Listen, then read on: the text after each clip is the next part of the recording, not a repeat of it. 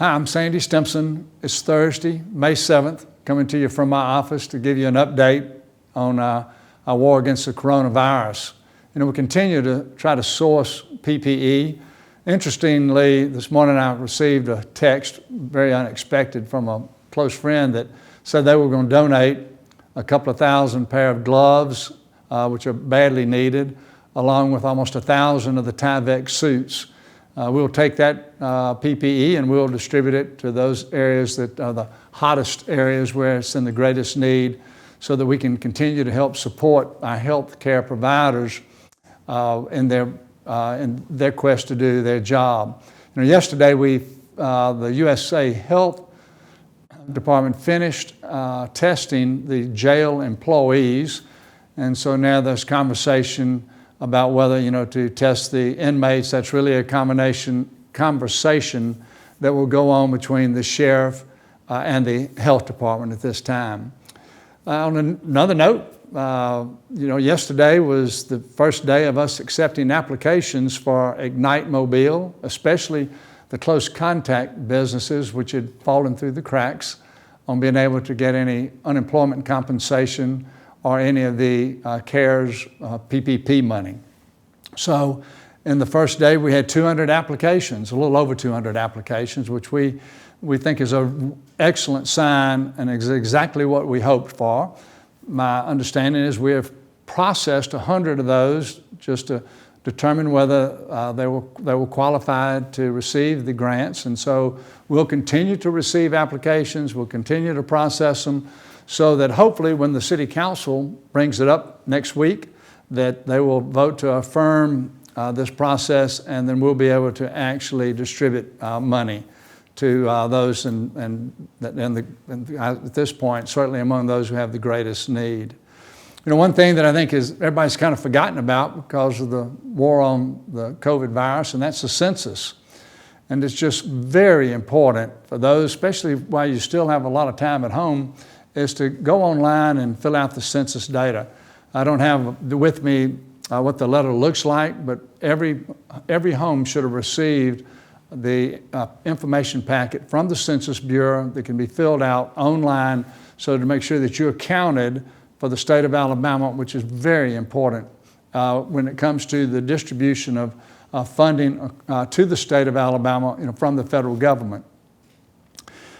Just a few moments ago, I left the diagnostic medical clinic. I was with a couple of our firefighters who had built another plexiglass booth to be used by the nurses there as they apply the nasal swab into the patients that are coming by the diagnostic medical clinic, to be tested.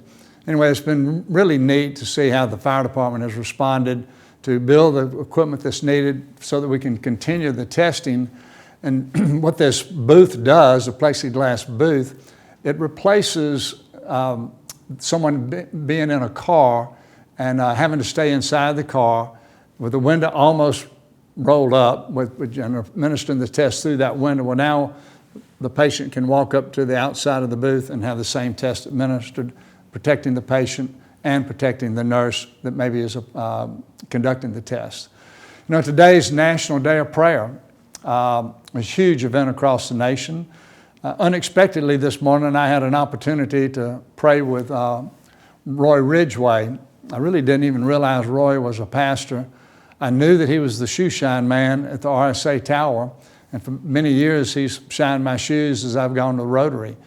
But wanting to go by and see Roy, tell him hello and give him a gift, and he invited me inside his church, again where he's the pastor, and so I had an opportunity for Roy and I to pray this morning, and we prayed for you, we prayed for our city, the state, and the nation. So please don't forget that today is the National Day of Prayer. A lot of people praying for you, for your family, and so join them and just pray for everybody else. I'd also share a story I just told to the Rotary Club. We had a Zoom meeting at Rotary, and it was about Sheriff Pat Garrett and Billy the Kid. And I'm assuming that in the movie that Pat Garrett probably has his gun drawn on Billy the Kid, and he says, the only move that's important is your next move. So the only move that's important right now is what are we going to do next for the coronavirus to protect ourselves? Government cannot protect you, okay? You've got to do certain things and make sure that you're protected. The government can create a situation where as a group that we can try to protect and make sure our hospitals don't get overloaded, but so much of that responsibility is yours. So we hope that you accept that responsibility and continue to do the things that you need to do, the social distancing and the clean hygiene, so that we can make sure that we put this coronavirus behind us as quickly as possible and go back to the things that we all want to do, and that's resume some normalcy in our life, specifically being able to go back to work in some kind of capacity.